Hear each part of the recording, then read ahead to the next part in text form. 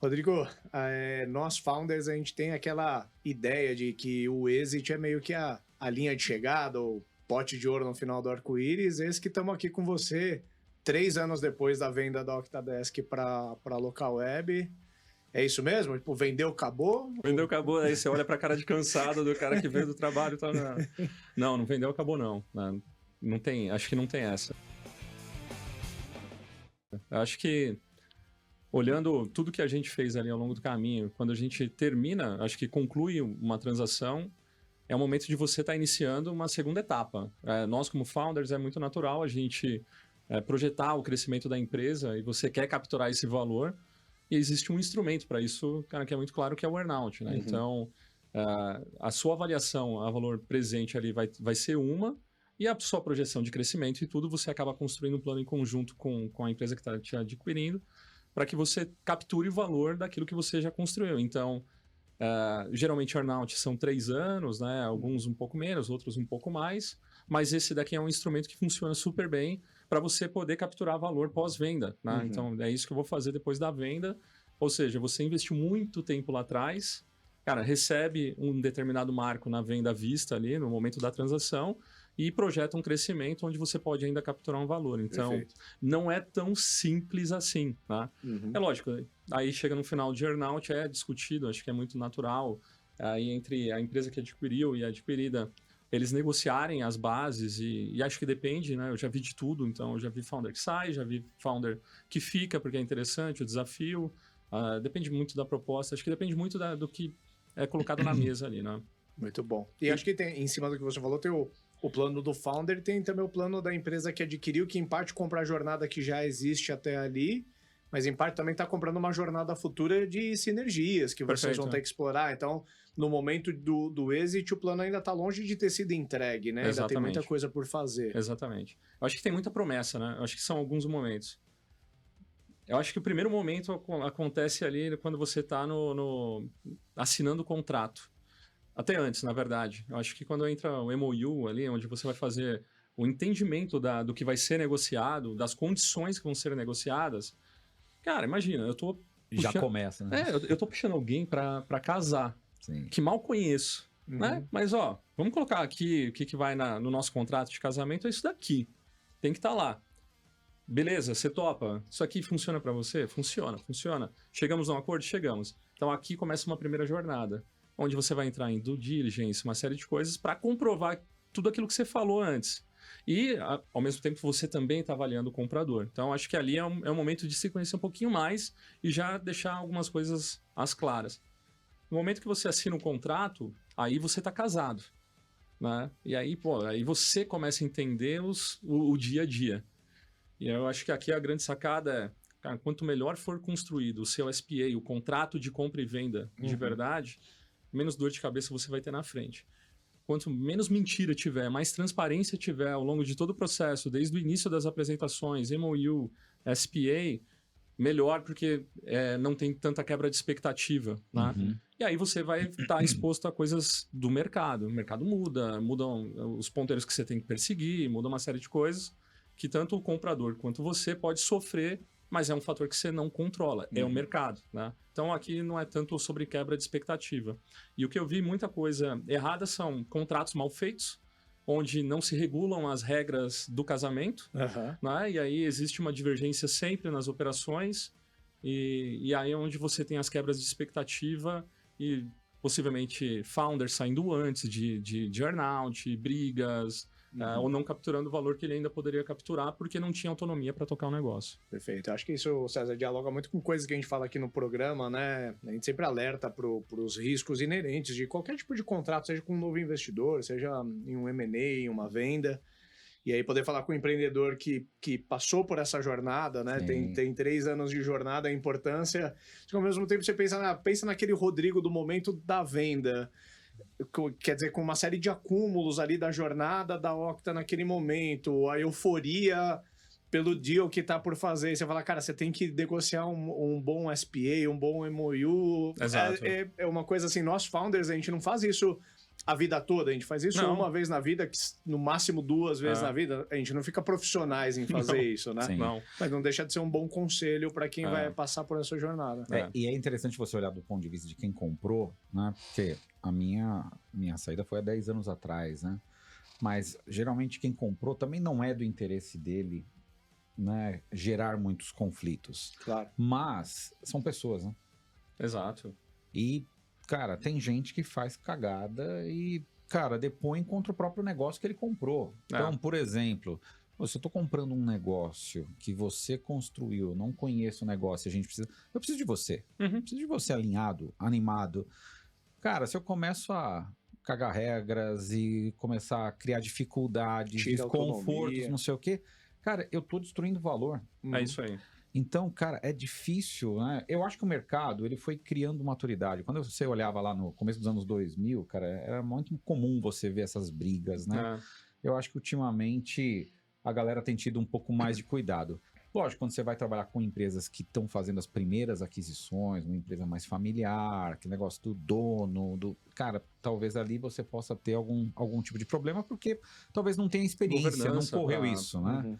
Mas é o que você falou, ou seja, o contrato, eu digo assim, o contrato, cara, ele é bom ter, mas para não ser usado. Exato. Porque se tiver que sacar, já era. Se tiver que sacar o contrato, já deu uma lascada. Sim. Mas, cara, o contrato é bom para ter ali as regras, né, regidas, você já, na realidade, falar qual é o limite, né? Isso. Autonomia é excesso de regra, né? O contrato é bom para isso, para ele definir as regras que vão estar ali, como que vai ser a convivência, né? Então, você falou é importante. É engraçado, você falou do momento de euforia. É verdade.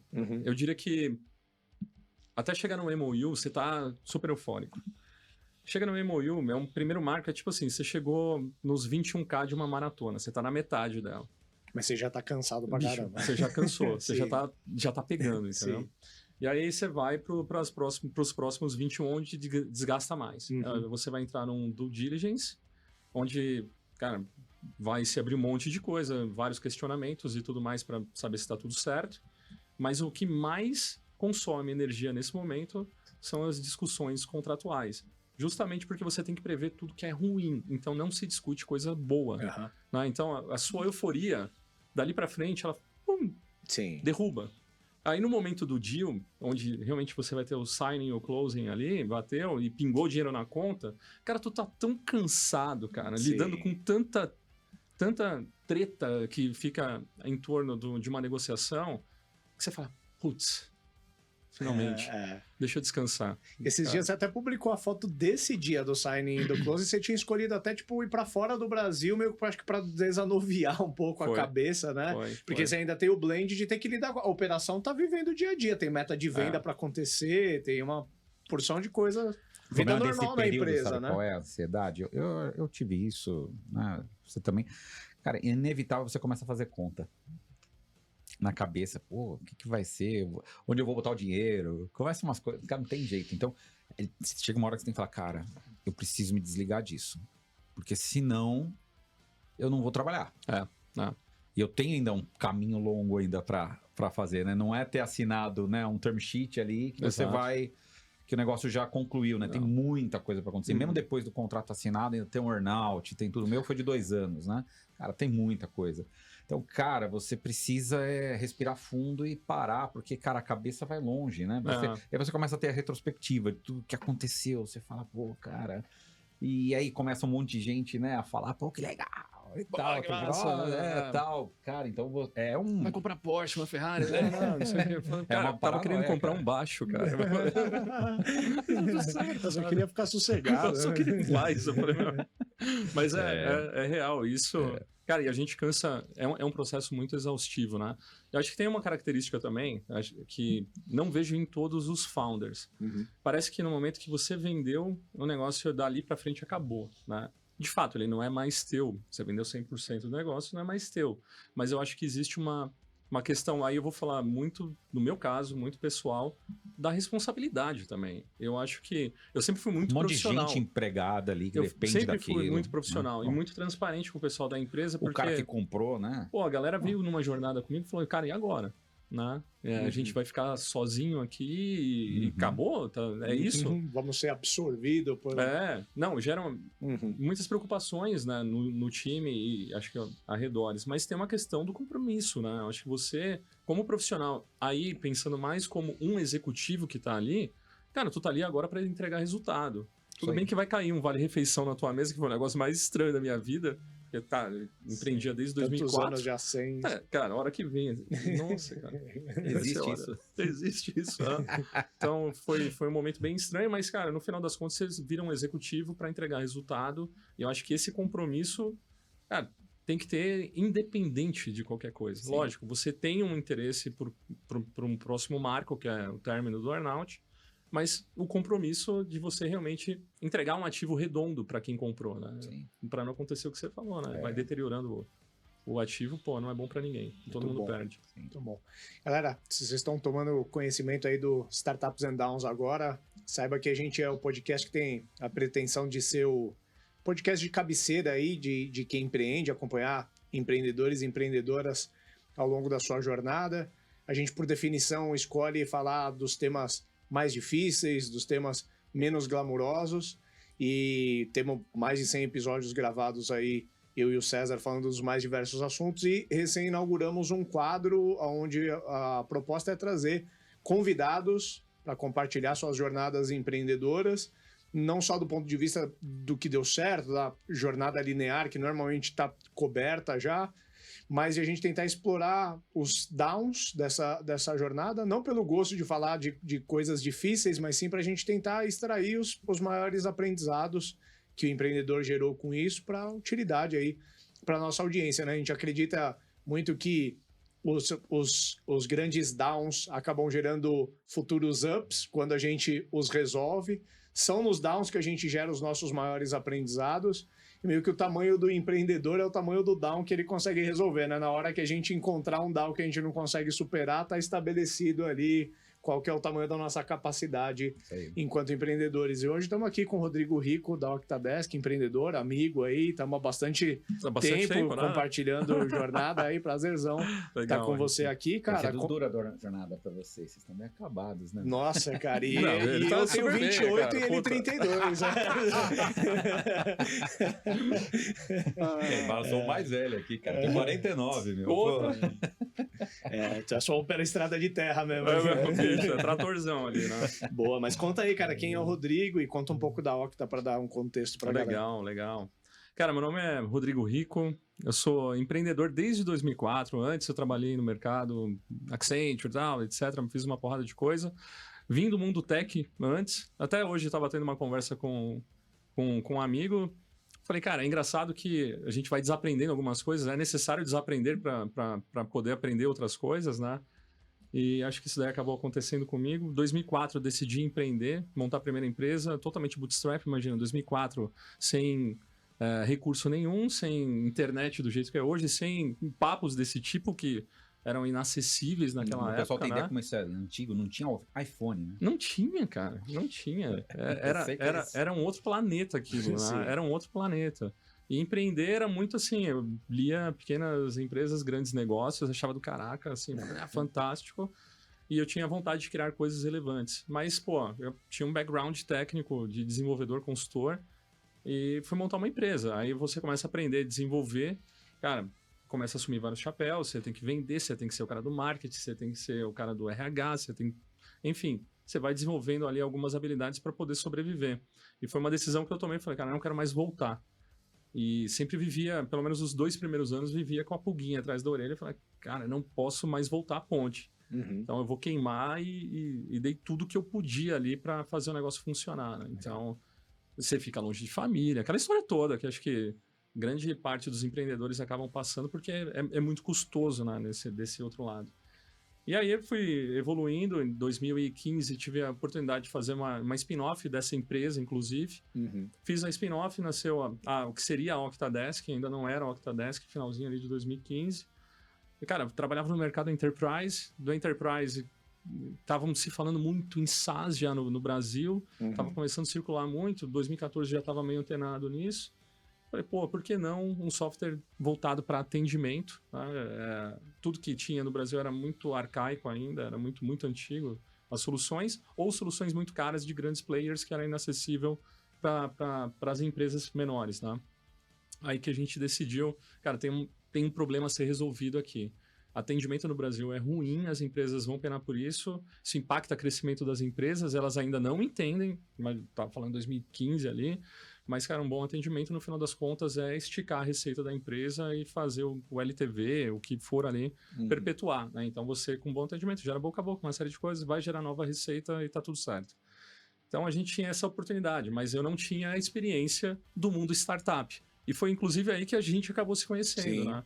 Porque, imagina, a minha turma era, naquela época, um monte de velho da minha idade agora, né? Então, eu falava, putz, né? Os caras mais velhos do mundo corporativo. O mundo mais SAP que você veio, né? Um ambiente formal pra caracas, assim, todo mundo bem pra caramba, nunca ninguém tinha dificuldade. Papos assim não existiam, downs não existiam. Você via que a empresa sumiu. Você fala, cadê o cara? Faliu. Não, mas ele falou que tava bem pra caramba. Não tava, né? Não tava. Então, era um outro ambiente, não tinha troca, não tinha... você era visto como um concorrente, no final das contas, sempre. E aí eu falei, preciso me misturar com uma turma nova. Vamos montar um evento, vamos fazer isso. E aí foi onde eu conheci Ricardo, o Marcelo, uma série de pessoas ali que estavam no início de jornada também com as suas empresas, batendo cabeça, eu também. E isso foi ótimo, porque a gente começou a trocar muito durante o período e você vai mudando o teu networking, né? E lógico, os problemas que você começa a viver numa startup são diferentes do mundo corp, você precisa ter uma velocidade. Eu fui me adaptando muito a isso. Aí nasceu a Octa, de fato, ali no começo de 2016, como Octadesk mesmo. Uma plataforma de atendimento. A gente nasceu na categoria Helpdesk. Então, vamos por aqui que vai dar bom, né? É uma categoria muito focada no pós-venda, para use case de pós-venda. E aí a gente começou a rampar. Então, foi de 2016, agosto de 21, a gente acabou realizando a empresa num baita momento, né? A gente falou aqui um pouco antes. A gente conseguiu acertar o timing, assim, certinho ali, né? No mercado, concretizar a venda. Você deve ter passado por isso também. Cara, será que é o momento? Será que você esperar um pouco mais? Porque você nunca sabe o momento, né? Você só vai saber anos depois se deu certo ou não. Não dá pra acertar, né? Não dá. E aí, cara, a gente acabou sendo bastante feliz ali na escolha e tudo mais. E casamos com o player certo também, com o player né? certo. É uma baita jornada. Sou um grande fã da Octa. O Rico é um empreendedor, um dos que eu mais troquei até aqui ao longo da jornada. Aprendemos muita coisa junto, já choramos muito aí por telefone, aí, pelas agruras da jornada. E aí você comenta da categoria Helpdesk, que eu acho que para quem é bom entendedor já vai ter dá um sentimento ambíguo, né? De um lado você entra numa categoria que a categoria ela já existe, por isso a gente pode imaginar, já existe uma demanda estabelecida, você não vai ter que criar um negócio do zero e explicar para todo mundo o que é aquilo, já tem um mínimo entendimento. Sim. Por outro lado, talvez momentos depois que a Octa surgiu, uma série de players de fora, a gente não tá falando de gente pequena, a gente eventualmente capital aberto com presença aqui no Brasil, que dá o entendimento ali de Oceano Vermelho, né? Então, isso daí foi um ponto, a hora que a gente começou a tracionar, entender como que o mercado estava respondendo a nossa oferta, a gente começou a vendeu super bem, mas a gente batia com esses players, né? E aí você fala, bom, eu preciso sair de uma rota de colisão. Num primeiro momento, eu acho que você entrar na categoria no Mar Vermelho não é um problema. O problema é permanecer lá e ficar por lá quietinho, porque daí você vai andar de lado pro resto da vida. Tá? Então, esse daí é um baita de um problema. Então, na medida que você vai desenvolvendo o negócio, e aí é um ponto, né? Você vai entendendo melhor a tua base de cliente, a necessidade dessa base, da característica que essa base tem, você começa a modelar um pouco melhor o teu produto para poder criar diferenciais. Né? Então, o grande ponto, quando a gente pega, por exemplo, players que vêm de fora, super estabelecidos, com muito dinheiro, com tudo, com muito recurso, com gente, sabe? É difícil. Mas a gente buscando caminhos diferentes, eu consigo dar um check ali em características que eu consigo me diferenciar e colocar uma proposta de valor diferente na mão de uma empresa. Então aí foi o caminho que a gente seguiu, mas a gente sabia que não poderia ser só isso. Tá? Então um pouco mais à frente, a gente começou a entender a necessidade da base. Acho que isso daqui é uma baita... A gente vai falar de downs, mas eu acho que um dos grandes ups que nós tivemos foi esse entendimento com a nossa base. E na época, começou a surgir muito, por conta dos consumidores, nós mesmos, as empresas começaram a falar, pô, como que eu consigo atender o WhatsApp? E nós tínhamos um chat que fazia parte do Helpdesk. Então era um componente ali do Helpdesk muito focado em pós-venda. Então imagina, a nossa persona era o gerente, a empresa que estava olhando ali para o pós-venda. E de repente, clientes nossos e novos que vinham, tá, mas eu não consigo usar o WhatsApp aí dentro? Tá, consegue. Daí a gente começou a testar, como toda boa startup, falei, cara, tá vindo muita demanda disso, acho que vale a pena a gente pegar, vamos fazer um teste. E a gente criou uma solução bem inicial ali para poder validar.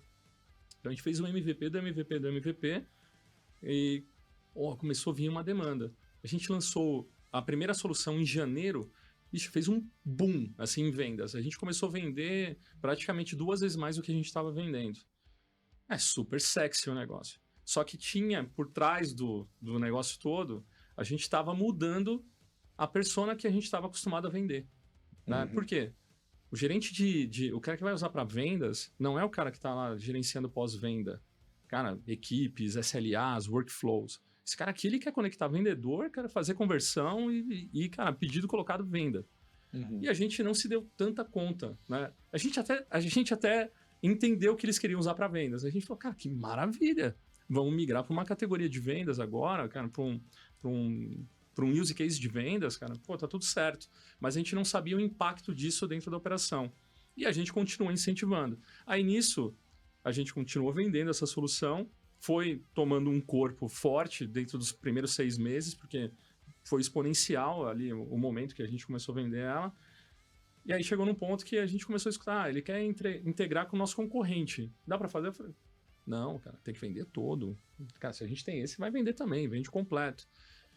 E a gente começou a entender e falou, pô, peraí, se ele quer integrar com o nosso concorrente, porque ele tem dificuldade de tirar... Eu falei, cara, vamos criar uma estratégia que a gente consiga, assim, integrar com o concorrente e importante a gente entrar, fazer o land expand, Sim. Cara, vamos entrar e a gente tal. Só que, Ricardo, a gente, empresa pequena, a gente era super pequeno, time de produto pequeno, a estrutura de vendas não era tão pequena, mas... era um time mais enxuto, tá? E aí você pega um vendedor, a gente sabe o que é uma máquina de vendas, né? Ela é muito baseada em repetição para que você tenha realmente uma conversão mais alta. E a gente colocou um novo produto para uma nova persona e o nosso vendedor era obrigado a falar tanto do pós-venda quanto de venda. Que nem você já tinha uma linha montada para montar bicicleta e começa a montar montar carro na mesma linha ali, né? Dá uma bugada na galera. Aí você fala, pô, beleza, vai vendendo aí. Aí, cara, para produto, a gente tem que mudar a linha de produto. E qual que é a folha mais alta da empresa? É a estrutura de produto. Desenvolvedores, PMs, etc. É onde vai concentrar os recursos mais caros. E a gente tem poucos. Então, ótimo. Como que eu negocio o roadmap? E aí a gente falou, bom, o que é isso que a gente está vendendo? E aí começaram a falar de uma nova categoria chamada conversacional. A gente se encantou com isso, porque o conversacional, ele tinha naquele momento meio que uma missão de matar o Helpdesk. Por quê? Porque ele era muito mais simples, mais dinâmico, mais uma série de coisas. Fantástico. Só que isso não ia acontecer, não aconteceu, né? São categorias distintas e elas se complementam no final das contas. A gente teve o entendimento que não. Tanto que, igual a Salesforce, quando nasceu lá, falou assim, no software, tá? A gente levantou no Helpdesk. Cara, mas eu tava vendendo Helpdesk, bicho. Até dias atrás. E de repente eu mirei todo o canhão pra onde? Pro conversacional. E a gente não entendeu que o conversacional naquele momento, ele era... Conversational Marketing, Conversational Commerce, Conversational Support, Tinha várias coisas aqui dentro. E a gente foi indo, só foi indo. E tava vendendo. Mas a gente tava vendendo muito mais a solução por um canal WhatsApp do que necessariamente por um produto que resolvia marketing, vendas, etc. Então a gente tava vendendo o canal. Era o grande diferencial que nós tínhamos na época. Tá? E o grande erro aí, qual que foi, né? A gente não tinha uma leitura de multiproduto. Porque hoje, você vai pro Vale hoje, né? É a palavra da vez, né? É a palavra da vez. Desses últimos 2 anos, só se fala empresas multiproduto. Monday, a gente estava falando aqui do caso da Rippling, cara, que montou multiproduto em cima de um dado mestre de funcionário. Na própria Hamper, em um determinado momento, eu vi que se eu ficasse só em prospecção, o teto já estava muito perto da minha cabeça, eu precisava abrir novas categorias. É isso, né?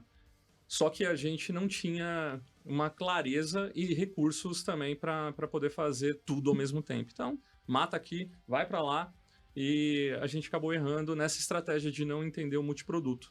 A gente abandonou o Helpdesk, a categoria Helpdesk durante um bom tempo, e lá na frente só, depois a gente foi perceber e falou, pô, estão falando tanto de multiproduto, a gente tem um baita de um produto Helpdesk, cara. Já eram reconhecidos na categoria pra caramba. Né? E a gente tirou go-to-market, vendas... Posicionamento. E nisso a empresa vai se renovando, né? Quem participou lá atrás, que era muito Helpdesk, cara, sobraram poucos, né, dentro da empresa que ainda vinham com DNA Helpdesk. Tudo era muito mais já conversacional. Cara, tudo bem. Nos ajudou muito. Cara, o conversacional nos ajudou muito. Mas, cara, qual foi o grande problema? O Helpdesk ele começou a ser tão diminuído lá dentro da empresa que ele virou um módulo. Bicho, ele não é um módulo, é um sistema gigantesco, né? Com SLA, workflow, cara, customização, formulário, autoatendimento, uma porrada de coisa que um Helpdesk tem que ter. E a gente falou, pô, erramos na estratégia. Só que isso demorou, 2, 3 anos pra gente dar um clique e falou, meu Deus, os produtos eles se complementam. Nós tínhamos o multiproduto já pronto e a gente não olhou para isso da forma correta. Mas aqui também a gente não pode esquecer que antes da cartilha do multiproduto, a cartilha para o empreendedor era foco. Foco. E aí o empreendedor, a gente se apaixona pelas coisas, né? Ele tá mais tracionando, né? É o que tá tracionando, então, porra, a escolha tá feita. Tu tá vendendo 3 vezes mais num ano, a gente triplicou de tamanho durante 2 anos ali. Sim, e a gente normalmente é atraído por novas categorias. Então você olha assim, puta, Helpdesk, o negócio já tem 10 anos, tem um competidor por esquina, aqui você começa a encontrar coisas que depreciam pro seu posicionamento e fala, nossa, conversacional, completamente novo, bombando no vale, aqui ainda não tem ninguém, é pra lá que eu vou. É isso, você fala, cara, maravilha, né? Você tava no mar vermelho ali, de repente você tá indo para um oceano azul que você fala, meu Deus, tem quase nada de competidor. Tanto que a gente acabou criando soluções muito melhores do que outros players de Helpdesk de fora do país. Então isso foi muito bom, acabou nos ajudando. Hoje, você fala assim, faria diferente? Cara, possivelmente faria muito diferente. Mas voltar para aquele Rodrigo na época que tinha X recursos para poder realizar tudo, eu não sei também se eu abriria a mão do que a gente conseguiu realizar e fazer, né? Então, assim, é um trade-off difícil, muito... É difícil, né? A gente não tem como... Não tem um metaverso, né? Pra gente voltar e tentar descobrir, né? Mas, cara, talvez fosse necessário esse crescimento. O quanto que ajudou ter esse crescimento para gerar os recursos necessários para as outras coisas, né? É isso. Cara, acho que a questão em algum momento caiu a ficha e deu para reverter a situação, né? Ao ponto da gente, pô, tinha uma solução, deixar ela esquecidinha ali, tava numa gaveta, vamos resgatar e entrar num posicionamento diferente no mercado, entendendo que conversacional faz toda uma parte do primeiro atendimento, a Helpdesk ele complementa, caramba, com coisas mais complexas, né? Empresas maiores, inclusive. Boa. Vocês não tinham tomado a decisão, quando vocês decidiram mirar em conversacional, em desfazer da base de Helpdesk, né? Imagina, vocês pararam de energizar crescimento, mas a base instalada ali, ela se manteve. Ela se manteve. Isso foi ótimo. Eu tenho muitos clientes desde 2015 ainda, pra você ter ideia. Ainda tem. A gente manteve. Eu tive concorrentes que eles... Pô, vocês agora são do conversacional. Você não quer vender a tua base pra gente? Porque, pô, a gente tá no movimento aqui de aumentar. Não, deixa aqui por enquanto, a gente vai avaliar e tá tudo certo. Ainda mais, a gente era bootstrap, né? Então, precisava de caixa, precisava girar. Não dava pra abrir mão de receita de jeito algum, né? Você nunca teve investidor? Não. Foi direto para venda depois, sem investidor. Sem investidor. E você acha que nessa jornada e nesses aprendizados, hoje você tendo, né, relacionamento com hoje um comprador, né? Comprou a sua empresa aí, deve estar aprendendo muito, né? De ter um outro cara ali do lado. Acho que tem algum aprendizado que poderia ter usado melhor se tivesse alguém junto, do lado ali, nessa jornada aí. Que a jornada Bootstrap é legal, né? Porque, pô, né? Pô, segurei no braço, né? Não tem muito isso, mas deixa umas feridas aí no meio do caminho, né? Como é que você pensa nisso hoje, olhando em retrospectiva? Cara, boa. Essa é boa. A gente sempre ficava ali com o quê? De falar, pô, a gente via concorrente nosso aqui dentro do Brasil recebendo rodadas de investimento, montando escritórios maravilhosos. Você fala, meu Deus, cara. Ferrou. Eu vou ter que ser muito bravo. Eu punha a cabeça no travesseiro. Como que eu vivo com isso? Isso te incomoda. Muito. Cara, eu sou muito competitivo. Então, pô, os meus funcionários, os nossos colaboradores estão vendo isso acontecer e perguntando por que eles têm um escritório lá com escorregador, com um monte de neon, e a gente só tem uma mesinha de sinuca aqui, cara. E olha lá. Mas a gente tinha cerveja no escritório, Não, era seus muito bom. escritórios sempre foram legais. Tem que dar o mérito. A Octa sempre teve belos escritórios. Pô, a gente fazia todo low cost ali, cara, mas fazia um negócio legal. Então, cara, a gente passou muito por essas questões e isso vai conflitando com você. Eu acho que esse lado, depois eu me resolvi muito bem, porque daí você vê as armadilhas que a turma acaba entrando também, né? Acho que tem um downside desse treco. Mas eu acho que a gente acabou não capturando todo o valor de mercado num momento muito bom que a gente poderia ter capturado se tivesse um investidor, cara, que conseguisse dar a orientação correta, né? Então, muito mais o smart, né? Muito mais o smart do que o dinheiro no final. A gente via empresas como RD, cara, com casa lá no Vale, levando times para fazer benchmark. Isso acelera muita coisa, né? Caraca! Daí eu falei, tá, como que a gente, sem dinheiro, vai fazer isso também? Então aí entra o braço. Vamos entrar no LinkedIn, achar os caras de produto lá de fora, que são referência, mandar mensagem, fazer uma lista, outbound mesmo, e taca o pau. A gente foi conversar com as melhores empresas lá do Vine para discutir produto, Netflix, Dropbox. Cara, os caras recebendo a gente muito bem, fazendo uma imersão. Então ajudou muito, mas, por outro lado, você acaba perdendo, acho que, algumas questões de go-to-market, que eu poderia ter refinado muito mais, sobre até mesmo talento, da facilidade de ter um investidor um pouco mais próximo para poder direcionar quem que você deveria contratar, os cuidados, a gente acabou errando mais para chegar do outro lado. E eu acho que isso daqui, esse erro adicional, ele acaba tirando um tanto da atração, né? Então acho que a gente, sim, poderia ter capturado, acho que mais valor, porque não era o meu mercado, né? Então, de novo, eu não era da startup, eu não era desse mundo de venture capital, nada. Era tudo muito novo ali naquele momento. A gente já vive né, empreender já é muitas vezes um ato meio solitário, né? Complexo. Demais. Né? Na época, então, né, acho que a geração de hoje tem essa vantagem, eu acho, né? E eles construíram isso, não é mérito da minha geração, não, mas acho que essa geração construiu essa colaboração, né? A gente colaborava muito pouco, né? Então, era muito fechado, né? Pedir ajuda era um ato de fraqueza. Era um ato de fraqueza. Era um ato de fraqueza, né? Como você não sabe? Então, por exemplo, eu lembro de eu não pedir ajuda pro meu conselho. Meu conselho era para report. Nossa, que eu ia perguntar alguma coisa. Fora que eu também achava que eles não iam me ajudar muito. Mas... tem isso também. E você acha que você é pago para você das respostas, né? Então, mas cara, ao eu não me abrir para isso, eu fechava alguma porta que, cara, de repente é uma porta que poderia me surpreender, né? Hoje eu acho que hoje é valorizado você... Cara, eu não sei, eu preciso aprender, né? Pô, tem muita ferramenta, acho que tem conselhos muito bem formados, com gente que tem muita experiência. A própria Local Web, LWSA, né, no grupo como um todo lá, no primeiro momento eu fui nessa pegada, eu tenho que mostrar que eu sei tudo. Pô, daí você começa a desconstruir um pouco, fala, cara, calma. Tem essa conselheira aqui que ela é sensacional, conhece muito disso daqui, muito de assado. Pô, tem esse que fez a empresa tal, já passou por muita coisa. Aí você tem um ato de ser um pouco mais humilde, descer, né, do salto alto. Cara, fala, ó, tô com dificuldade aqui. Esses aqui são os meus desafios.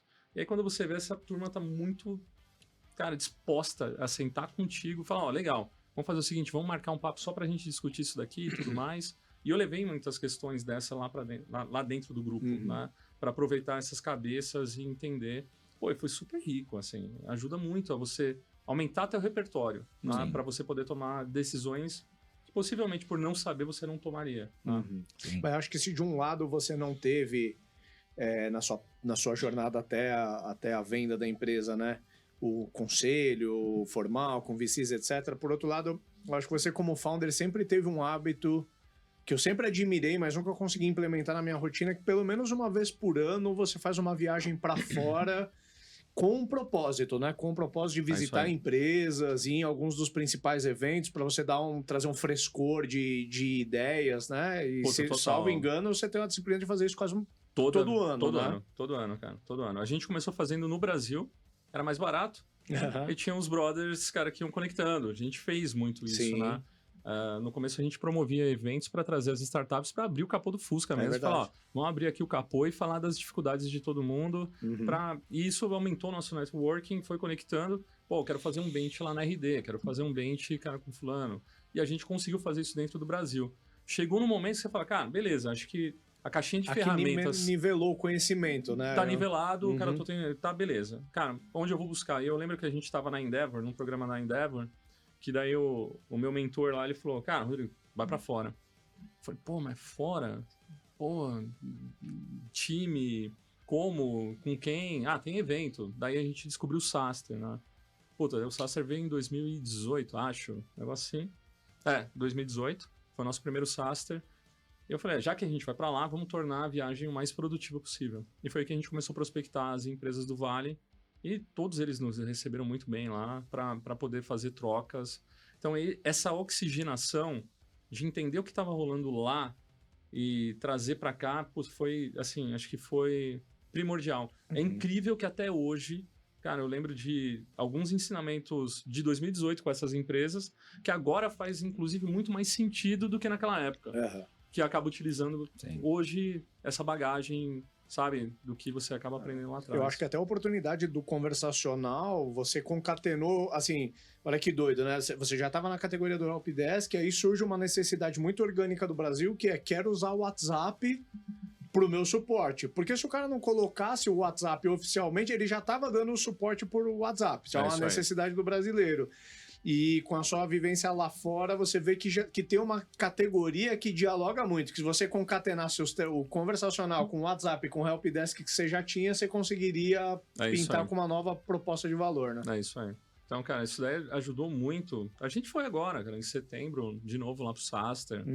E, cara, falei, a gente pegou um papo com o diretor de operações da Rippling, cara, que foi sensacional. Valeu mais do que o evento todo, quase... Falando sobre estratégia de multiproduto, crescimento rápido, cultura, cara, tudo, né? Então ele acabou dissecando um pouco da empresa. Eu falei, caraca, saí com tanta coisa anotada de lá, que você fala, porra, animal. Agora, beleza, o que eu posso aproveitar pro meu nível de maturidade aqui como empresa e aplicar algumas coisas. Então a gente volta sempre do Vale, muito com algumas lições de casa, de compartilhar. Então a gente acaba compilando os materiais do que todo mundo pegou durante o evento e a gente sai aplicando aquilo que realmente faz bastante sentido. Isso, por exemplo, foi aí num desses movimentos que a gente olhou para o Helpdesk de uma forma completamente diferente e entender multiproduto. Foi daí que a gente começou a entender jornadas diferentes, cara, de vendas e pós-venda, que a gente estava atuando nos dois, era 50-50. E, cara, como que eu clusterizo isso dentro da empresa para fazer um sales motion, um go-to-market muito mais eficiente, sabe? Então, isso é legal você falar, porque eu me identifico bastante com essa história, porque na minha jornada, né, meu segundo empreendimento eu montei em 2002, né? E desde 2009, acho que foi 2008 ou 2009, eu comecei a ir para o Gartner. Eu fazia 2 eventos por ano nos Estados Unidos. Então eu mesmo ia e eu falei, cara, eu vou fazer o Gartner, porque lá, cara, 15 mil pessoas no simpósio, e aí, cara, ia já com uma agenda marcava já com um monte de pessoas para falar lá. Isso em 2008, 2009. Nossa, né? Quando tudo era mato. Sim. E na época eu queria aparecer, né? Botar a MC1 no quadrante mágico lá do Gartner. Sim, né? super importante. Era um para negócio. softwares mais robustos, o Gartner é o canal. Então eu precisava aparecer. Para fazer a minha estratégia internacional, tinha que ter. Eu tinha que ter, né? E, cara, foi muito importante falar com um monte de gente diferente, ouvir caras, né? Eu falei, cara, eu tive o privilégio de ouvir o Steve Jobs o Steve Ballmer, o Steve Wozniak, o Bill Gates. Todos os Steves, cara. É animal você ouvir os caras assim. Porque, cara, é único você ouvir. Bem, você tá lá com 15 mil pessoas, tá? Mas você ouvir o cara e depois você conversar com outros caras ali do mercado, empresas do mundo inteiro, você sabe o que tá acontecendo na Índia, na China. Cara, é uma coisa que o empreendedor brasileiro podendo, né? É impossível você pensar. Não é só para quem quer internacionalizar. Né? Eu acho que para quem está aqui dentro, eu montei a MC1 por causa de uma viagem, né? De eu ver algumas ferramentas lá de fora e trazer e falar, cara, o futuro vai ser isso daqui, né? Tava lá um BlackBerry, um Palm OS, um Nokia Symbian, e a partir dali falei, cara, nós vamos construir um software para esse negócio, né? Não tinha Android, não tinha iPhone, não tinha nada, mas foi de trazer coisa de fora. Então, eu acho que você está falando, me faz lembrar muito... A caixa de ferramenta vai aumentando. Né? É o repertório, né? É o repertório. É o repertório, né? Mas essa é uma coisa que você está falando que hoje se pratica mais, mas Sim. Mesmo assim eu acho que se pratica pouco. Eu vou te falar que poucos praticam.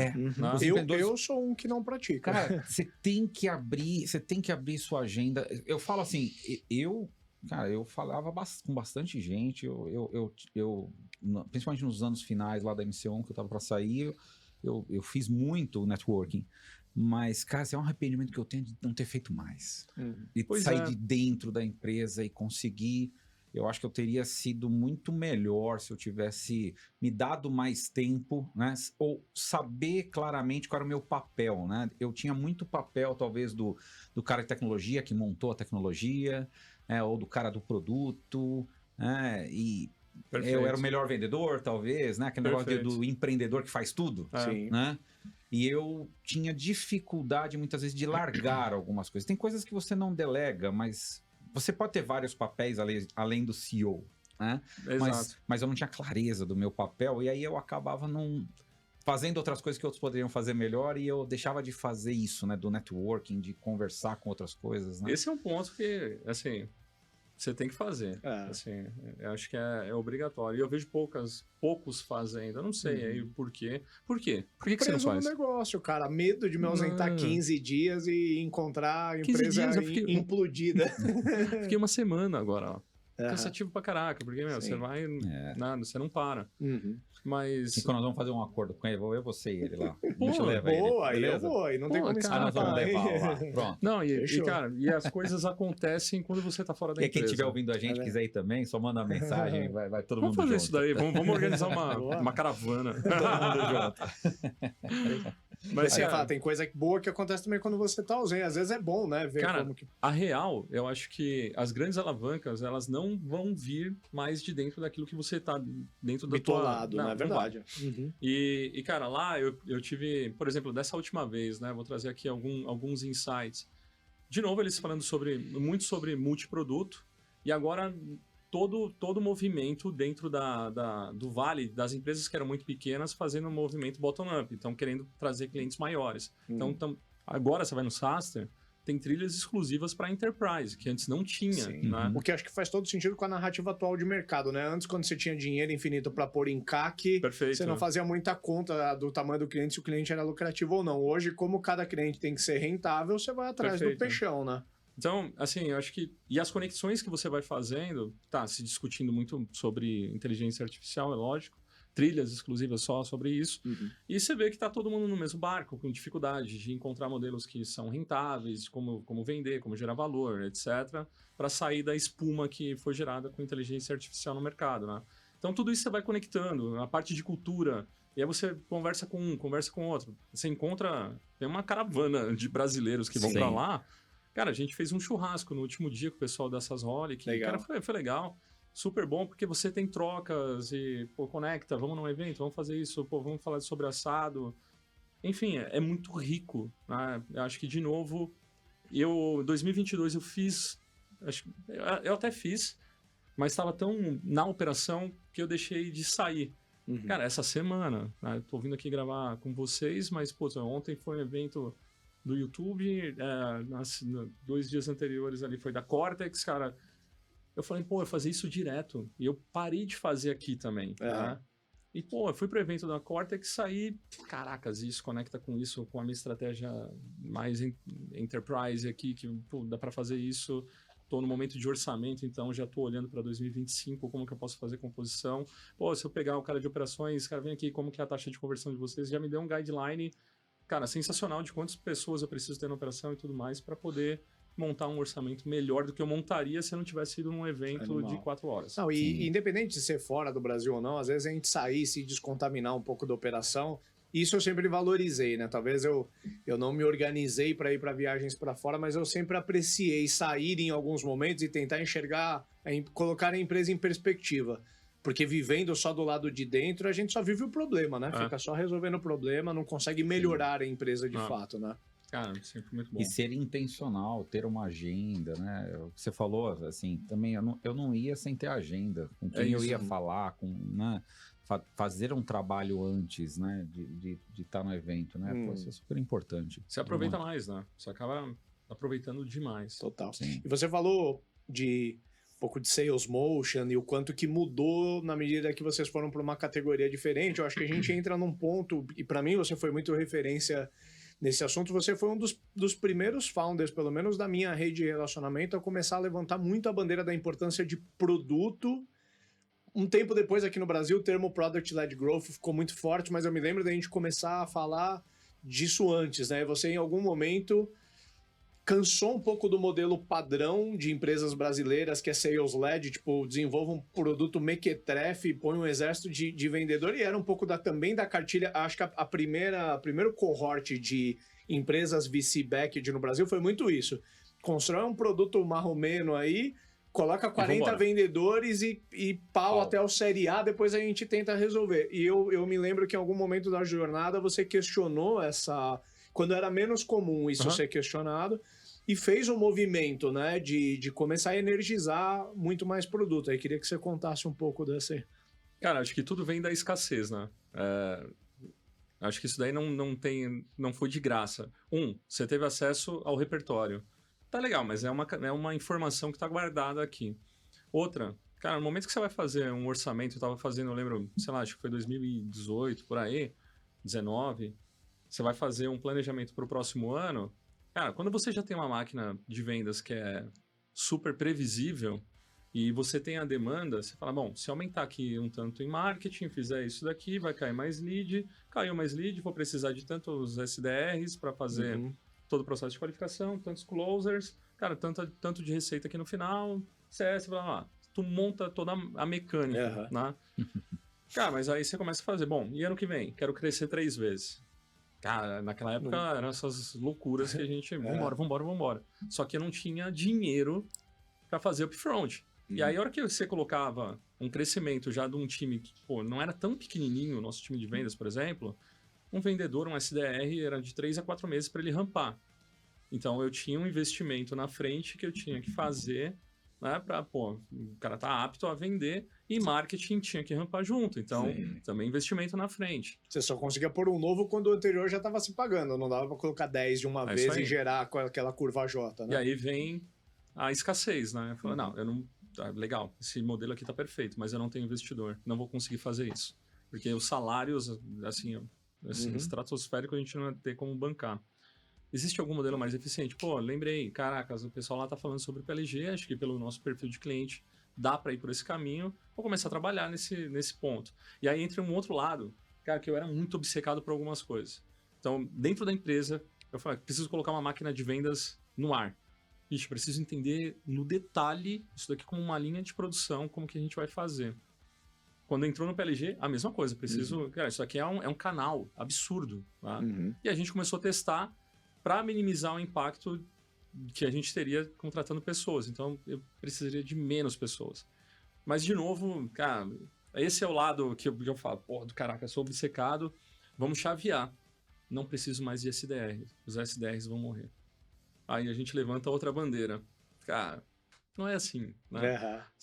Cara, pô, não quebra tudo. Eu lembro que a gente chegou num ponto... Não é tão absoluto assim, 0 a 1. Não cara. é, ou cara, não precisa não queimar é. pontes, né, cara? Você pode fazer o novo enquanto o velho ainda... Que você interprete como uma vaquinha que você tá milcando ela, né? Mas eu sou o cara que eu preciso ter sempre aqui um vilão. Um inimigo, né? Eu adoro isso, Mas cara. é interessante, Adoro isso energiza, né? Você encontrou Total. também o que te energiza. E aí a gente começou a circular PLG dentro da empresa, a empresa começou a falar PLG. Uhum. Inclusive os vendedores. Daí o time de vendas, SDR, começaram, o que vai ser da gente, né? Esse produto vai vender tudo sozinho. Virar dev. Não, eu falei, vendas a gente vai precisar, porque a gente já tinha informação que PLG com um vendedor, cara, você converte 3 vezes mais. Então, cara, vendedor vai precisar. Mas eu tenho um monte de SDR. E aí os S10, puta, isso daí vai acabar com a gente. Aí, pô, vamos acabar com os S10. Aí eu levantava a bandeira e falei, gente, a gente vai acabar com os S10. Isso é fato. Aí eu turno, e o que a gente vai fazer? Vocês vão virar vendedores.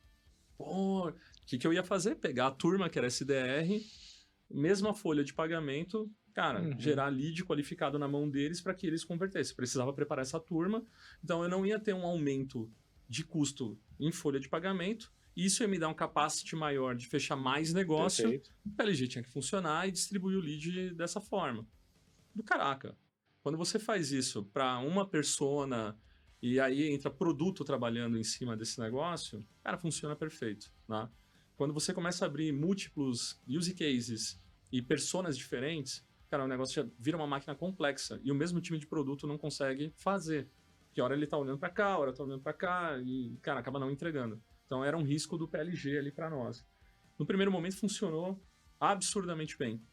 Aí chegou num momento um pouco mais à frente que a gente percebeu, falou, cara, acho que será que a gente não está perdendo valor? Poderia estar capturando mais valor de mercado, trazendo leads que estão parados e tudo mais com um time de SDR? Vamos colocar na SDR, cara. E aí, pô, aí você volta depois de um tempo. Acho que faz sentido o SDR. Né? E agora a gente está falando de novo. Tive um papo sobre inteligência artificial. Falei, não, a gente vai acabar com os SDRs. Pobre dos SDR, toda onda que vem a galera dança. Mas, cara, quem tá na função de SDR tá numa carreira de vendas. É uma baita de uma oportunidade, porque o que eu tenho falado muito sobre inteligência artificial é a transferência de capacidade. Então, eu consigo empoderar as pessoas muito mais rapidamente para que ela consiga absorver uma capacidade de uma categoria acima. Né? Então, o SDR pode muito rapidamente se tornar um vendedor. Perfeito. Eu falei, cara, é aqui que tem que mirar e... E como que foi essa... Porque você como, CEO da empresa, também adorando o produto e tudo mais, chegou uma hora que você achou melhor delegar produto. Cara, aí vem os playbooks, né? Aí entram os playbooks, né? Que você fala assim, pô, tem que delegar. Eu falei, cara, vamos delegar. E aí eu comecei a delegar. Geralmente, o que até por exemplo, a Rippling, né? Eu escutei muito disso deles. E escutei muito sobre como contratar e os primeiros meses de um CRO dentro da tua empresa. Cara, fantástico. Esse foi um papo lá no Saster, cara, que rendeu pra caramba, porque, puta, traz algumas coisas até como entrevistar realmente alguém forte para cuidar da parte de receita da tua empresa. O que os caras fazem, geralmente? A última coisa a ser delegada pelo CEO é a parte de produto. Você tem 3 grandes coisas, né, para cuidar. Produto, distribuição e pessoas. Cara, no final das contas tem a parte de finanças, tudo, mas ela acaba circulando aqui como toda uma camada mais administrativa. Mas, cara, esses 3 pontos, cara, você tem que ter um time desenvolvido, apto, você tem que contratar as pessoas corretas. O papel do CEO também tá aqui. Desenvolver, contratar, reter e também, cara, cortar o que tiver que cortar desalinhado. Produto, cara, é a tua visão de mercado. Então, geralmente, founders, né? Não vou falar de um CEO profissional, porque daí já tá num outro... a empresa já vai para uma outra camada. Mas quando a gente está falando do founder, o founder, ele foi lá entender o problema do cliente. No final das contas, ele tem uma visão de mercado muito mais profunda e ele entende muito bem da dinâmica que aquilo ali acaba tocando, né? Então, ele é um cara muito apto a discutir, inclusive, os caminhos, né? Desde que ele não se desconecte dos seus clientes. E distribuição. O que acontece? Lá fora, geralmente, produto é a última coisa a ser delegada por um CEO. É a última coisa. Porque é a mais difícil. É a mais difícil. é muito difícil você encontrar pessoas prontas, que entendem do teu mercado, que entende da característica da tua base de cliente. Ele pode até falar, não, mas o concorrente... Esse é um grande erro. A base do concorrente a gente não sabe como que é. A gente não entende exatamente as dinâmicas, né? De como que o concorrente gere a base dele, as características de empresa que tem lá dentro. Então é um erro achar que uma pessoa que, sei lá, fez alguns cursos e tudo mais, ele vai conseguir realmente tocar toda essa visão de mercado, concorrência, ter alguns caminhos, né, para testar e tudo mais. E eu acabei, acho que esse daí é um down muito grande nosso, muito grande. Eu acabei delegando de uma forma muito prematura essa parte de produto. Muito comprado com a ideia que nós já tínhamos no Brasil profissionais de produto muito prontos para esse universo de SaaS e tudo mais. A gente já tinha grandes nomes. RD, por exemplo, era um baita nome. Sim. No mercado SaaS, pô, referência, né? RD foi referência para muita gente. Então aí você achava que trazer uma pessoa, por exemplo, que trabalhou na RD... Você já praticamente importou o know-how para dentro da sua empresa, né? E, cara, depende, né? Sim. As pessoas que trabalharam lá, elas participaram de alguns momentos da empresa, né? E você não sabe quem que foi o pirata e quem que foi só papagaio de pirata também, né? Você pode estar trazendo o papagaio do pirata achando que você está arrasando. A maioria das vezes você vai trazer papagaio de pirata, né? E o pior... que o mercado estava super aquecido. Então, para a pessoa, é uma oportunidade para ela subir, assumir uma posição de mais relevância no mercado, que é uma baita de uma oportunidade. Para nós, como empresa, é a oportunidade de você trazer know-how e pessoas que já realizaram aquilo, que tem um track record, mas existia um delta aqui, cara, que elas não tinham capacidade para isso. Então, eu tive pessoas...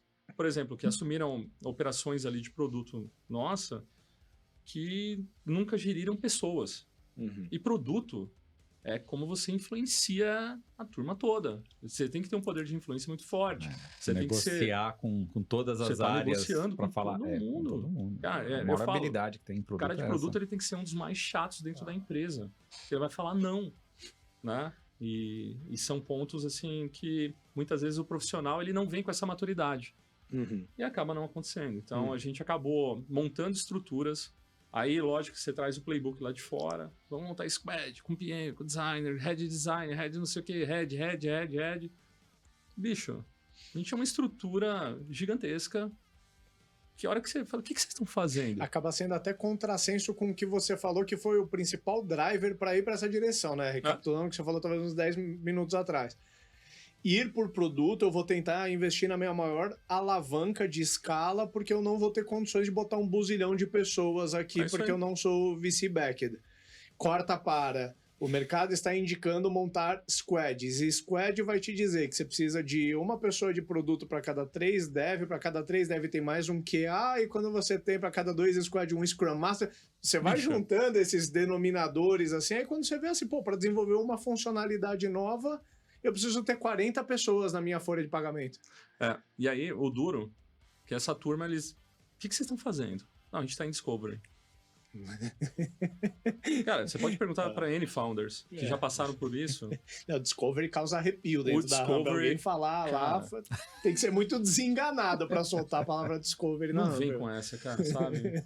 Pô, você tem literaturas excelentes, mas, cara, com maturidades completamente diferentes. Aí eu tô lidando numa estrutura agora que ele tem 2 desenvolvedores e o overhead são quase 8 pessoas. Nada. Da estrutura inteira pro produto e tal, não sei o quê. E aí, cara, não consegue desenvolver. Porque gargalo em quem executa de fato, né? É tanta gente definindo, a arquitetura, é o tech lead, é o PM, é o PO. E tem que ter uma que é contratado só para regular todos esses outros. Aí você fala, cara, não vale esse overhead inteiro para 2 caras ali que precisam fazer, botar um botão, entendeu?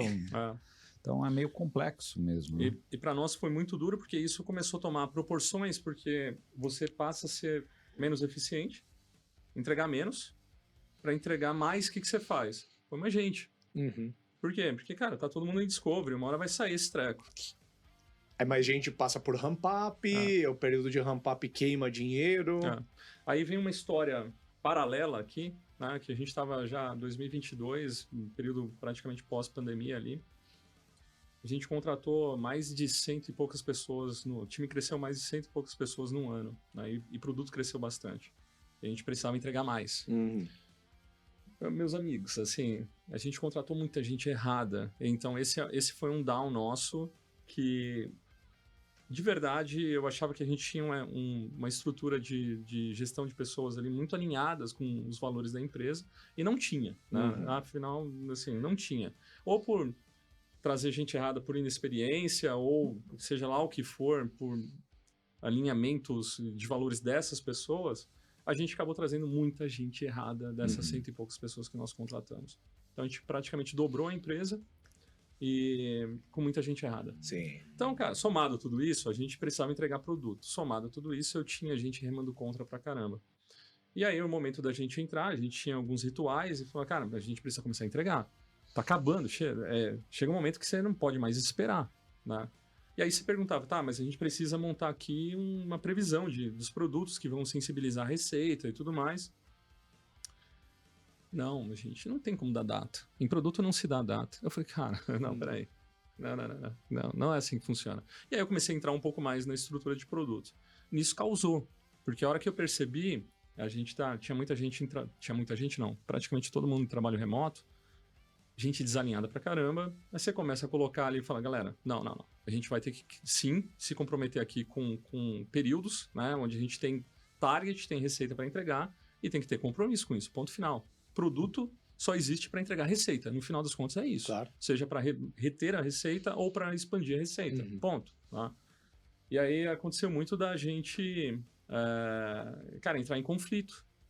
E aí você não podia falar mais nada. É que em produto não pode ser top-down, normalmente, né? Cara, se o CEO entrar numa call, chegou o top-down, né? Bicho, eu tenho um livro maravilhoso chamado Inspired, cara, Mark Keegan, cara, assim, é maravilhoso o livro.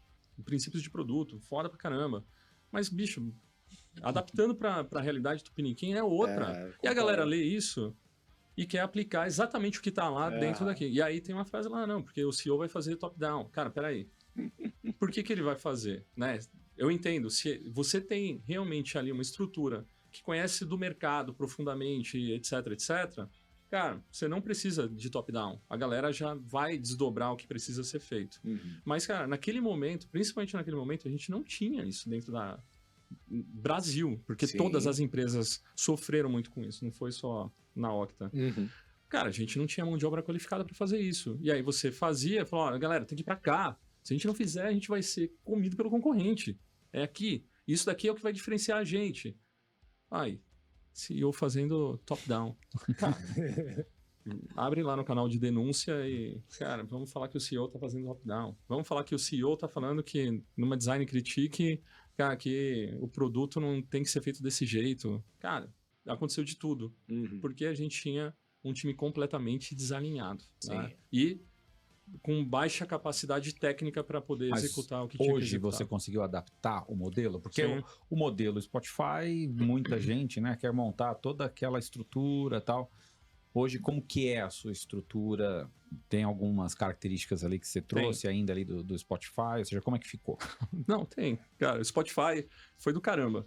Isso a gente lá no Vale, não, modelo Spotify... Cara, tinha aquele quadrante, pessoas alinhadas, carinha feliz, vai para um lado. Cara, pô, do caramba, vamos fazer isso dentro da empresa. Com pessoas erradas. Mas beleza, fizemos, deu merda. Cara, vamos voltar. Para desfazer, deu um baita de um trabalho. E a gente... eu acho que aí entra um ponto. Existe o que funciona para a empresa, né? E a gente foi, desde 2022, adaptando os nossos modelos e refinando ele para buscar um modelo ideal daquilo que funciona para a gente. Então, a gente foi testando formas diferentes de entregar produto, fazendo muito bench. Cara, fizemos um puta bench com a GitLab, cara, com o pessoal que faz gestão de produto, que se compromete com marcos e lançamentos, porque isso é estratégico e tal. Aí eu falei, cara, como que é o modo de operação? Não foge muito do que é. Eu tenho hoje, sim, PMs dentro da estrutura, mas eu sou o cara que eu tô ali junto com eles na estratégia do produto, né? Então, eu consigo levar informações e municiar eles para que eles consigam buscar caminhos e entender onde a gente quer chegar também. E aí, a gente foi aprendendo ao longo do caminho que, eu não posso tratar tudo que é desenvolvimento como fábrica de software. E o que aconteceu ao longo do tempo, quando você coloca muitos heads, a galera começa mais querer se proteger para falar que o coleguinha não funciona do que colaborar.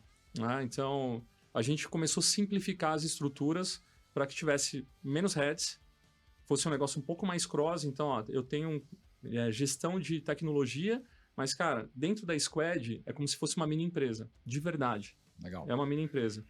E ao invés da gente fazer um alinhamento só com PM sobre negócios, a gente faz com os tech leads. Então, o tech lead nosso, ele é muito uma figura do cara que é o desenvolvedor, que ele consegue apoiar os outros desenvolvedores, e ele é o cara que faz a interface de negócio. Ele fala, tá, entendi. Mas ele tem também um papel na execução. E ele também um dos problemas da cartilha Spotify total. ou da cartilha um pouco distorcida da agilidade é que você gera muito Horácio, né, meu? É dinossauro, braço curto. É um monte de gente para dar opinião e pouca gente para executar de fato. A gente foi passando por fases, tá Rick? Depois que a gente foi buscando a simplificação do modelo, os tech leads ainda estavam isolados, junto com os desenvolvedores, com uma gestão separada. A gente começou a quebrar essas barreiras para aproximar. E aí o outro ponto foi, cara, o tech lead não vai ficar sentado no trono. O tech lead vai pôr a mão na graxa, vai sujar a mão de graxa junto com o time, fazendo algumas coisas. Parte do tempo dele vai estar dedicado para outras ali. E o que mais funcionou, e aí acho que é um ponto, a gente ainda tem parte do time de produto trabalhando, produto, dev e designers, trabalhando remoto. Muito que funcionou foi colocar todo mundo numa mesa trabalhando em conjunto. Como? Cara, é a sala do Zoom aberta, todo mundo tá lá discutindo o problema com o cliente e reconectamos essa turma toda com os clientes. Cara, vocês vão até os clientes. Vão tirar a bundinha da cadeira, levantar e ir lá no cliente, visitar a operação do cliente para entender.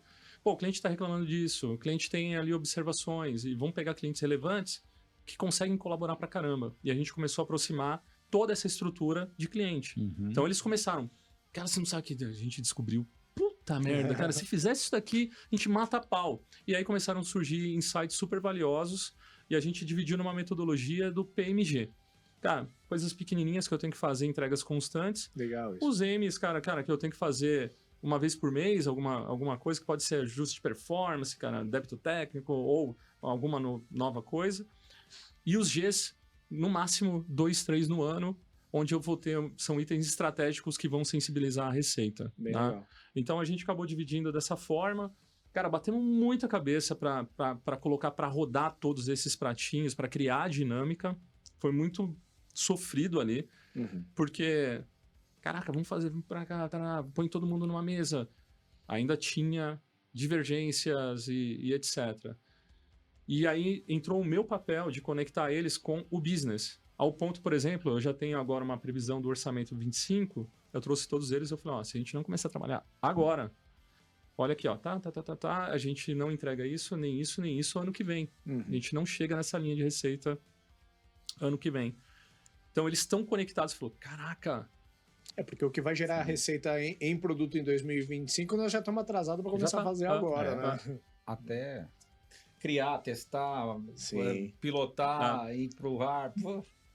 E desconstruímos uma série de coisas, né? Eu vou falar bem rapidinho, porque acho que talvez é um insight interessante aí para quem estiver assistindo. A gente fez o feijão com arroz, cara. Juro por Deus. Não tem nada espetacular. A gente aproximou pessoas, eliminou burocracias, cara, de gestão e tudo mais. A gente eliminou papéis? A gente eliminou papéis. Eu não tenho hoje, por exemplo, um head designer. Eu tenho designers muito bons, mas, cara, que eles acabam atuando muito com PM e com o time no geral. A Squad virou muito mais time do que era antes. Tem PM, PO? Não, PO não tem. PO não tem. Não tem. E aí a gente começou o seguinte, tudo que é P, eu tenho que entregar muito rápido, tem data. Tudo que é M, eu consigo programar. E os Gs, que são os itens estratégicos, a gente programa por... Em algum momento do ano isso vai acontecer, e tem que acontecer. Então eu não falo o dia cravado na pedra do que tem que entregar. Não é falado isso. Porque não dá. E aí eu falo, bom, beleza, mas eu sei que tem que entrar isso no começo do segundo trimestre. Perfeito. Então, aqui é um target, né? Então, a galera trabalha e vai trabalhar de trás para frente. Como que a gente faz? A gente tem 3 fases de produto. 3 grandes fases. Primeira fase é a fase alfa. Fase alfa é onde eu tenho um problema de negócio do cliente que tem que ser resolvido. E aí eu tenho um indicador que vai falar assim, qual é o ponteiro que eu tenho que mexer desse problema de negócio? Ah, esse aqui é o ponteiro. time tem 2 semanas para colocar uma primeira versão de qualquer coisa no ar para começar a ver se aquele ponteiro vai mexer, para validar a hipótese. Então o time não sabe, e muitas vezes não vai dar tempo de desenvolver. Então eles começam a fazer uns cacarecos lá para falar, cara, só precisamos testar se vai mexer o número, se isso daqui valida. Então conecta com software X, faz não sei o quê, cacarecão. Validou, a gente entra nessa fase alfa. O que é o alfa? Eu começo a trazer o cliente, alguns clientes aptos a me dar feedback, que tem um ambiente propício para a gente colocar aquela funcionalidade, tem um problema de negócio que a gente quer resolver, e o cliente está aberto para realmente dar feed. Abre um canal de Slack com o cliente e uma reunião semanal com o cliente para colher qualitativo e tudo mais. Cara, esse canal aberto é feedback toda hora. Ó, cara, tá dando pau aqui. Ó, isso aqui não tá mexendo não. Ó, isso aqui não tá rolando. E aí o time, ao invés de ficar fazendo, vamos fazer os cards, vamos fazer uma especificação. Cara, como que eu faço uma especificação de algo que eu nem sei o que eu vou fazer direito? Né? Então o time vai aprendendo sobre o problema e quais são as tretas para desbloquear, para entregar o indicador ali. Cara, isso foi sensacional pra gente, porque o time está conectado com o negócio do cliente, né? Então eles conseguem olhar muito o negócio do cliente e a gente evoluiu muito mais rápido. E aí tiramos as burocracias. Sprint? Cara, caguei pra isso. Cara, por que eu vou ter sprint de um negócio que o cara acabou de falar que tá ruim e já mexe agora? Já mexe agora. O time, no começo, ficou... Pô, mas se eu fizer um negócio que não tá alinhado à especificação, daí vocês vão falar que a culpa é minha? Ah, então tá, entendi. Você quer se proteger, entendi. Não, fica frio. Aí a gente começou a proporcionar um ambiente onde eles consigam trabalhar em conjunto. E, cara, é ali, ó, galera, fase alfa é pra validar o problema. Vai dar merda pra caceta. E aí eles vão desenvolvendo e estruturando. Quando eles têm ali a hipótese, a gente investe aí sim um pouco mais no desenvolvimento da solução para ela ser escalável, né? E aí eu começo a trazer outros clientes para alfa ainda. Ou seja, o alfa é quase que um one-on-one que eu estou fazendo ali com cada um deles. Eu tenho contato, eu tenho feedback qual e quanto desses clientes. Me parece um modelo bem legal porque ele emula o que deu certo no começo da empresa, né? Que é justamente isso. Eu pego um cliente, entendo a dor dele, valido com o menor custo possível, pô, validou, eu tento validar agora com uns 10 para ver se não era uma hipótese infundada só com um cliente. E aí, de repente, a empresa começa a faturar, a gente vê algum dinheiro e muda o jeito de resolver o problema. Fala, agora não, agora para resolver, para criar uma funcionalidade, eu tenho que fazer um deploy de 10 pessoas aqui, um PO, um PM, um designer, blá, blá, blá. E a hora que você faz isso, o time se conecta tanto, cara, que eles se sentem donos ali, de fato, do produto. Porque eles estão criando ali naquele momento. Vou dar um exemplo que aconteceu nesse modelo. A gente estava, ano passado, sei lá, mais ou menos em junho do ano passado, criando a nossa primeira solução de IA. Cara, para atendimento. Cara, quem que vai ser o nosso cobaia? A gente mesmo. Cara, põe para atender aí dentro e tá tudo certo. Quanto tempo a gente tem para desenvolver? 2 semanas. Cara, mas 2 semanas não dá para criar uma tela, para carregar as informações, o histórico, Eu falei, cara, em 2 semanas o que vocês conseguem fazer? Aí a gente vai colocar aqui um TXTzão, cara, vai ler disso daqui, a gente vai pegar as informações, vai crawlear e colocar no TXT e deixar, assim, não tem interface nenhuma de trabalho, nada, mas a IA vai conseguir ler esses dados aqui. Cara, tá tudo bem. O importante não é validar, qual que é a métrica? Percentual de resolução, utilizando AI. Quanto que a gente quer resolver? Puta, queremos 80%. Então, cara, 80% target. Por que 80%? Porque 80% é um número muito bom. Ponto final. E é desafiador. Cara, colocamos a primeira solução no ar. 5% de resolução, 6% de resolução. E aí o time monitorando, inteirando com o cliente, que éramos nós mesmos na fase alfa, todo santo dia, batendo ali. Turma, o que aconteceu? A gente conseguiu chegar em 20%. Eu lembro que 20% foi um platô. Cara, mexia, não funcionava. Mexia, não funcionava. Até uma das coordenadoras de suporte falou assim, eu acho que tem um ponto que vocês não estão olhando que pra gente é muito importante. Áudio. A gente recebe muito áudio via WhatsApp e também chat. E quando vem áudio, a IA não tá interpretando. Daí os caras... Caraca! Bingo! Ponto cara, cego. Tá lá, tá aí. Começaram a fazer a parte de transcrição de áudio e de repente, cara, foi pra 40 e poucos %. E os caras, caraca, destravamos! Agora, quem tinha bola de cristal para pegar que lá atrás a gente ia encontrar áudio pelo meio do caminho, Sim. como outras coisas que aconteceram, não tem. Então o produto ele foi criado dinamicamente nessa esteira, tá? Esse é o produto mais estratégico, assim, são os maiores. Os outros, geralmente, são evoluções. E aí eu consigo falar, putz, a gente vai ter que evoluir isso. Cara, tanto tempo, a gente vai aí balanceando entre PMG. Tá? Muito bom. Legal. Bora puxar os ups and downs? Vamos lá. Quer começar? Pô, eu pensei que já tinha puxado, cara. Não, agora é só um wrap-up meu e do César aí, dos entendimentos aí. Boa. Cara, vamos lá, eu vou puxar o up. Então, tá? ok. O que eu gosto muito do que você falou, e eu acho que é uma coisa que eu admiro empreendedores, eu acho que os empreendedores têm que persistir, é entender claramente o seu papel à medida que a empresa vai mudando e, né, não ter essa questão de apego a alguma coisa que eu fiz no passado, né? Você contou algumas histórias aqui que eu acho interessante, né? Desde lá do começo, quando, né, poxa, vamos começar a fazer, fez o helpdesk, depois foi pro outro, você se desapegou até rápido demais, né? Eu acho que esse é um problema, mas tudo bem. Mas muito se rápido, desapegou rápido demais, mas, cara, pô, é isso que tem que fazer, tava dando certo, cresceu, tudo mais. Em algum momento falou, poxa, espera aí, esqueci alguma coisa lá para trás. Foi ver, pô, tinha um negócio interessante, voltei, né? Ou seja, tem muito empreendedor que não tem esse desprendimento, assim, ou à medida que vai subindo, vai criando uma casca mais de vaidade, e aí não tem essa liberdade consigo próprio, né? Sim. De falar, cara, poxa, errei, e eu gosto desse tipo de postura. Eu acho que os empreendedores cada vez têm que trabalhar mais isso, né? Ou seja, eu não preciso estar certo. Sempre. Não preciso e não estarei, né? É isso. Não estarei e não preciso. É difícil, né? Esse exercício. Então, eu gosto muito dessa postura, né? Eu vejo isso... Geralmente, quando eu vou conversar com um empreendedor, eu tento capturar um pouco dessas histórias, como é que ele lida, Legal. né? O empreendedor que tenta contar só aquela história de que tudo deu certo, que ele... Nossa, que brilhante e tal. Cara, eu sempre falo pra ele, cara, me conta alguma história ruim. Né? Porque as histórias aí boas que aprende, não... né? Sim, aí porque, que vai... cara, alguma coisa você tem que ter falado, cara, eu errei. Eu errei e eu tive que voltar atrás, né? Então isso é muito bom. O Ricardo convidou pra gente falar sobre esse assunto, ele falou, pô, eu nem caiu, 3 grandes downs, né? Eu falei, cara, eu tenho 99% de downs, cara, e 1% deu bom, mas deu bom. Né? E outra coisa que eu acho que é um outro up, cara, é essa parte final que você tá falando do Spotify, eu admiro as empresas que trabalham nesse esquema. Eu não trabalhei nesse esquema, porque, cara, eu sou engenheiro de computação, então não existia nada disso na minha época, né? Eu me formei em 98, né? Mas vivi tudo isso dentro das empresas, tudo mais, e eu tenho um pouco, assim, eu acho que é um pouco de preconceito meu, eu preciso trabalhar melhor. Mas, cara, perdeu muita agilidade. É uma coisa para ter agilidade, mas ágil, mas não perdeu muita agilidade. Eu hoje vivencio alguns cenários de algumas empresas.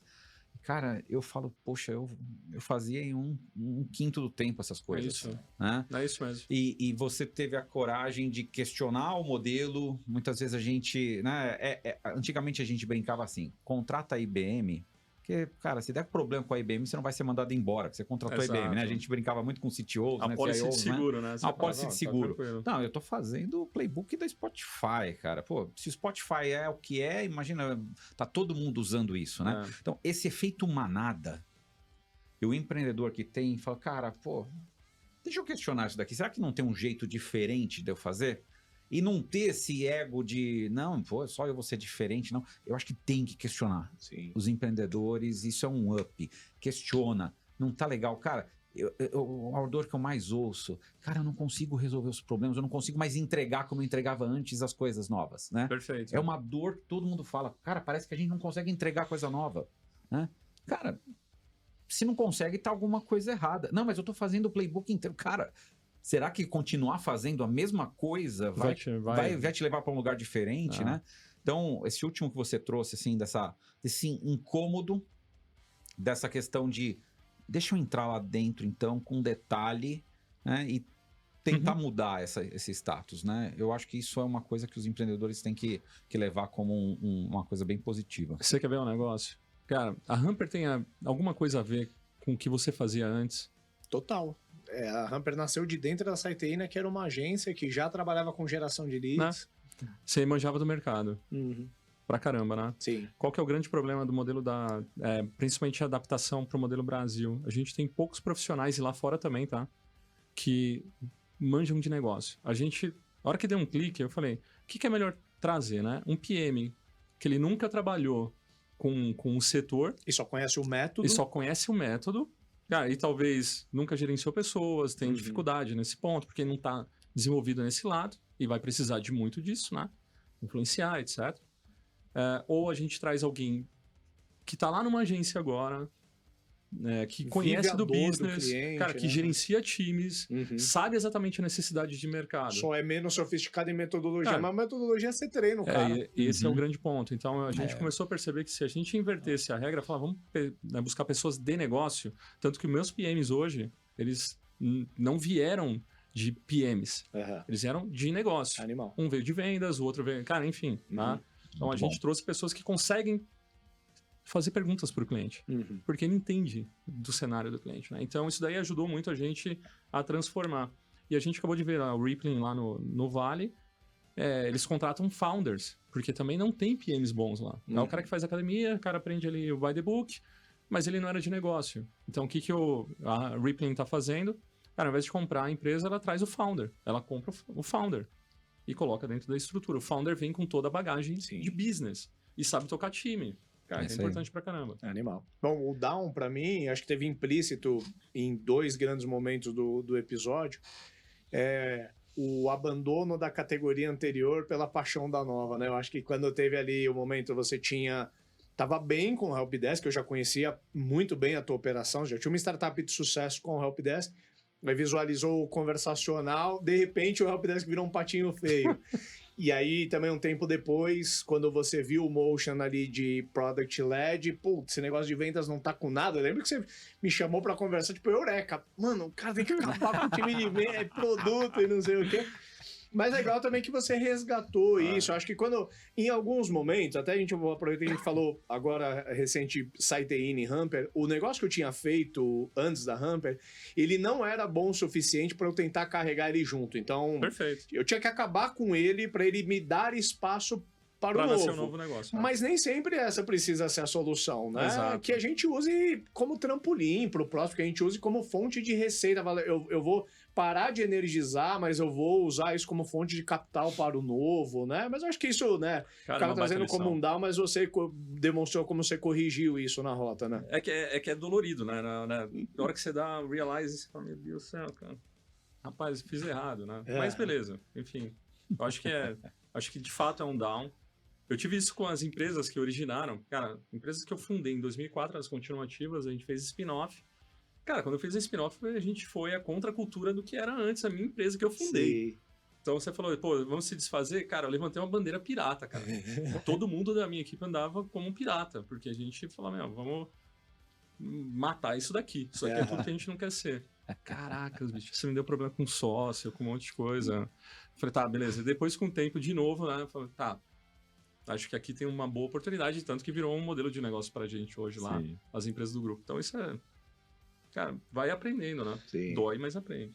Animal. Muito Valeu bom. demais, cara. Fechou. Beleza? Valeu, cara. Muito obrigado a vocês. Valeu.